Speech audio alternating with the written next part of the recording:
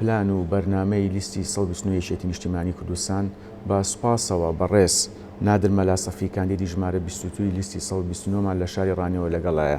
کاک نادر بەیانیت باش.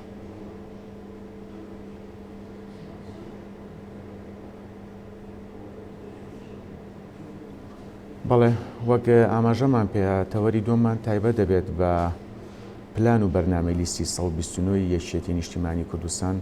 هەڵبەت چەند پلانێکی بە چەند شێوازێکی جۆراوجۆر لە پێناو خزمەتکردنی کۆمەڵانی خەڵکی کوردستان داڕشتووە. بە سوپاسەوە کاک نادر مەلاسەفمان لەگەڵایە کاندیدی ژمارە 22 لیستی 129 لە شاری ڕانیەوە. کاک نادر بەیانیت باش. باش قوربان. زۆر سپاس. کاک نادر با سەرەتاوە لەوە دەست پێ بکەین. هەڵبەت یەکێتی نیشتیمانی کوردستان کەسانی دڵسۆز و شارەزا لە سەر جەمبوارەکانی کاندید کردووە بۆ لیستی 129. بەڕێستان چۆن کاندید کران ئەگەر بە کورتی پێمان بڵێ؟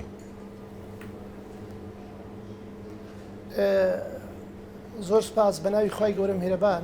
دیارە یەکێتی نیشتیمانی کوردستان کاندیدەکانی لە بازنەی سلێمانی 72 کاندیدا، هەموو ئەو کاندیدانەی کە لە سنوورەکان هەریەکەی شارەزایی لە چەندین بواردا هەیە. ئەمەش بۆ دەوڵەمەندکردنی لیستی یەکێتی نیشتیمانی کوردستان بۆ هەواڵانەی کە دەستنە پەرلەمان بۆ ئەوەی بتوانین لەوێ خزمەتی باشتری کۆمەڵانی خەڵکی کوردستان بکەین، داکۆچیکارێکی باشی مافی سەرجەم چین و توێژەکان بین لە دەڤەرەکان. ئەمەش خۆی لە خۆیدا کە لەسەر ئەوە دەکات کە یەکێتی نیشتیمانی کوردستان دەیەوێت لە هەموو بوارەکان لە ناو پەرلەمانی کوردستان کاری جدی بکە بۆ ئەوەی خزمەتکارێکی ڕاستەقینەی کۆمەڵانی خەڵکی کوردستان بێ، چونکە تێماندا هەیە دکتۆرە دەتوانێت ئەو کاتە ئەرشی دکتۆری لە پەرلەمان جێبەجێ بکات، لەگەڵ حکوومەت تەنسیب بکات، لەسەر خەت بێت بۆ بەدادچوون بۆ ئیشوکارەکانی. هەروەها هەمانە لە بواری کوشتکاڵ، لە بواری ژینگە، لە هەموو بوارەکانی تر هەموو ئەو لیژانە یان ئەو بەشانی کە لە پەرلەماندا هەیە بۆی ئەو هەواڵانەی کە دەستنە پەرلەمان لە هەموو لایەنە سیاسەکان دابەش بن بەسەر لیژنەکاندا.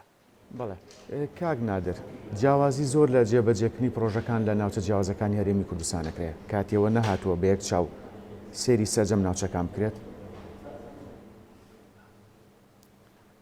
زۆر بەداخەوە 100% وایە ئەو پرسیاری کە جەنابەت دەیکەی لە ناو حکوومەتی هەرێمی کوردستان هەر بە تایبەت ئەم کابینەیە زۆر بەداخەوە جیاکارێکی زۆر کراوە لە خزمەتکردنی هاوڵاتیان لە سەرجەم شوێنەکاندا بە حکمی ئەوەی کە ئێمە دەبینین لەوانەیە لە شوێنێک زیاتر خزمەت کرابێت لە شوێنێکی تر. ئەمەش نەیتوانیوە حکومەتی هەموو دانیشتوانی هەرێمی کوردستان بێت، بۆیە گرفتێکی زۆر گەورە دروست بووە. هەندێک شوێن محروم کراوە لە خزمەت گوزاری، هەندێک شوێنیش خزمەت گوزاری باشی بۆ کراوە. ئێمە وەکو یەکێتی نیشتیمانی کوردستان وەکو کاندیدی ژمارە 22 لەگەڵ ئەوە داین کە خزمەت بە هەموو سنوورەکانی هەرێمی کوردستان بەبێ جیاوازی بکرێت، چونکە ئەو داهاتەی کە حکوومەتی هەرێمی کوردستان هەیەی هەموو گەلی کوردستانە، هەموو هاوڵاتیانی هەرێمی کوردستانە، بۆیە پێویستە لەسەر حکوومەتی هەرێمی کوردستان بە عەدالەت ئەو بڕەبوجەیە کە هەیە بۆ هەموو ناوچەکان سەر بکرێت، ناوچەیەک محروم نەکرێت و ناوچەیەکیش پڕ بکرێت. بۆیە ئێمە هاوڵاتیان ئەمە دەبینن لە هەرێمی کوردستان بەزەقی دیارە. بۆیە ومێت دەکەین لەم هەڵبژارنەدا یەکێتی نیشتیمانی کوردستان سەنگ قورسایی بۆ بگەڕێتەوە بتوانین باڵانسی هێز لە کوردستان ڕاست بکەینەوە بۆ ئەوەی بتوانین خزمەتی هاوڵاتیانی خۆمانی پێ بکەین. جەنابی مام جەلال بە ڕەحمەت بێ زۆر جا باسی ئەوەی دەکرێت کە ئێمە وەکو یەکێتی نیشتیمانی کوردستان خزمەتکاری کۆمەڵانی خەڵکی کوردستان بە فعلی دەبێت ئەمە جێبەجێ بکەین لە پەرلەمان.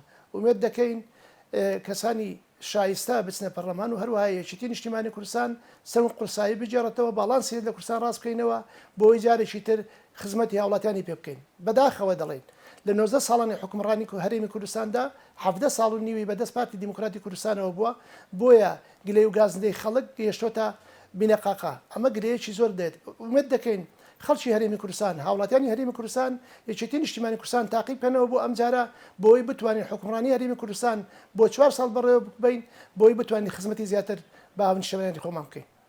بەڕێز نادر مەلاسەفی، بەوەی حکومڕانی ئێستاوە ئاشکرا ئاستی هەژاری و بێکاری بە شێوەیەکی بەرچاو زیادی کردووە. پرسیارەکەم بە دیاریکراوی ئەوەیە لیستی 129 یەکێتی نیشتیمانی کوردستان چی لە بەرنامەیدایە؟ بەداخەوە دەڵێن 100% ئەوەی کە جەنابەت دەیڵێ لیستی 129 یەکێتی نیشتیمانی کوردستان لیستی هەژارانە، لیستی هەموو چین و توێژانە، لیستی موچەخۆرانە، لیستی کە مەندامانی سەنگەرە، لستی کەسوکاری سەربەزی شەیدانە، لستی پێشمەرگە قارەمانەکانە، لستی کادیر و لستی سەرجەم کاسبکار و پیشەوەرانە. بۆیە یەکێتی نیشتیمانی کوردستان لەو پێناوەدا دەیەوێت خزمەتی زیاتر بکە. بۆیە یەکێتی نیشتیمانی کوردستان نەمانتوانیوە پێشتر یان هاوڵاتیانی هەرێمی کوردستان ئەم شانسان بە یەکێتی نیشتیمانی کوردستان نەداوە کە زۆرترین دەنگەکانی یان زۆرترین کورسی پەرلەمانی بەدەستبێنێت لە 2010 ئێمە وەکو یەکێتی 21 کورسیمان هەبووە. بۆیە لە حکومڕانی هەرێمی کوردستان ڕاستە شەریک بووین، بەڵام شەراکەتیمان پێکراوە نەمانتوانیوە ئەوەی کە یەکێتی نیشتیمانی کوردستان دەیەوێت بۆ هاوڵاتیانی هەرێمی کوردستان بیکە. ومێد دەکەین ئەم جارەیان لستی 129 یەکێتی نیشتیمانی کوردستان زۆرترین دەنگ بەدەست بێنێ بۆی بتوانین خزمەتی زیاتر بکەین، چونکە یەکێتی نیشتیمانی کوردستان هەمیشە لە بەرەی گەل بووە، هەروەها قەت پشتی نەکردوتە بەرەی گەل و ئەوانە. بۆیە بحکمیەوە ئێمە لە بەرەی گەلدا بووین، ویستومانە هەمیشە خزمەتکارێکی بە وەفای کۆمەڵانی خەڵکی کوردستان بین.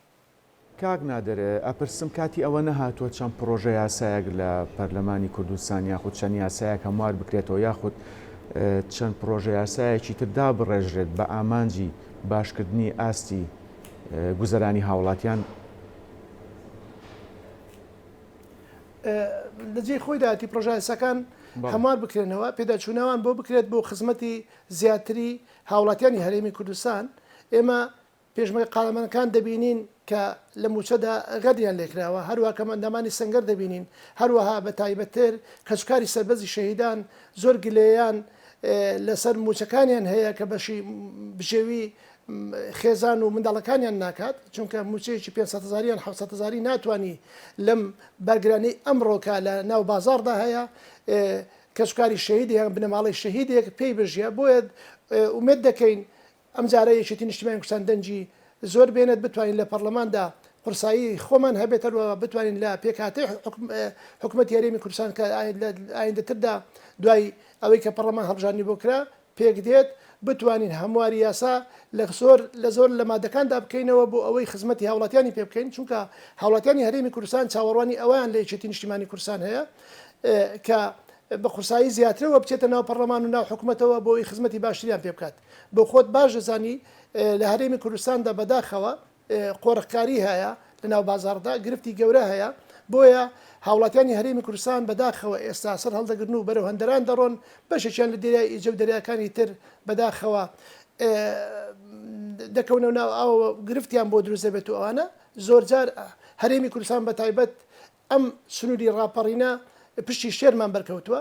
زۆربەی گەنجەکانی ئێمە ڕویان لە هەندەران کردووە لەبەر بێکاری کە بەداخەوە حکوومەتی هەرێمی کوردستان نەیتوانیوە هەری کار بڕەخسێنێ بۆ گەنجەکانمان کارگەی گەورە بکاتەوە لە سنوورەکە، یان بتوانێت خزمەتێکی باش بە گەنجام بکات، یان لە هەموو بوارەکاندا خزمەتیان باش بکات. چەندین دەرچووی زانکۆ و پەیمانگەکانمان هەیە بەداخەوە لە ماڵە دانیشتوون لەسەر ئەو بڕە موچەیە دەژێن کە باوچیان وەری دەگرێت، یان موچەخۆرێ یان خانەنشینە یان پێشمەکەی، ئەمەش تەنها بەشی موچەکەی باوکی ناکات نەک ئی منداڵەکانی. ئەمە گرفتێکی زۆر گەورەیە، دەچینە هەر ماڵێک کە هەمووشەی ماڵەکان دەکەین گلەی و گازدە لەسەر ئەوەیە کە حکوومەتی هەرێمی کوردستان بەداخەوە جگەلەوەی کە موچەکان کەمە، بەڵام موچەکەش لە کاتی خۆیدا نادرێت 6 ڕۆژ بۆ 7 ڕۆژ ئەو جار موچەیەک دێت. ئەمەش گرفتێکی زۆر گەورەی کردووە والحاصل نیوە موچەیە. ئەم نیوە موچەیەش گرفتێکی زیاتری خستوەتەوە سەر جیفانی موچەخۆران لە 15 ڕۆژی یەکەمدا یان لە 10 ڕۆژی یەکەمدا موچەخۆرانی هەرێمی کوردستان قەرزداری بازار دەبن. بۆیە ئەمەش نیگەرانیشی زۆری لە ناو بازاردا دروست کردووە، گرفتێکی زۆری لە ناو بازار دروست کردووە. ومێد دەکەین لە هەرێمی کوردستاندا هاوڵاتیانی هەرێمی کوردستان دەنگ بدەن بە یەکێتی نیشتیمانی کوردستان بە لستی ژمارە 129 بۆی بتوانێت خزمەتی باشتریان کات. لە ناو لستەکەشدا من وەکو نادری مەلاسەفی ژمارە 22 چاوم لە هیمەتی هەموو لایشانە. بەڵێ بەڕێز نادر مەلاسەفی کاندیدی ژمارە 22 لیستی 129 یەکێتی. سپاس کە ڕاستەوخۆ لە ڕانیەوە لەگەڵمان بووی.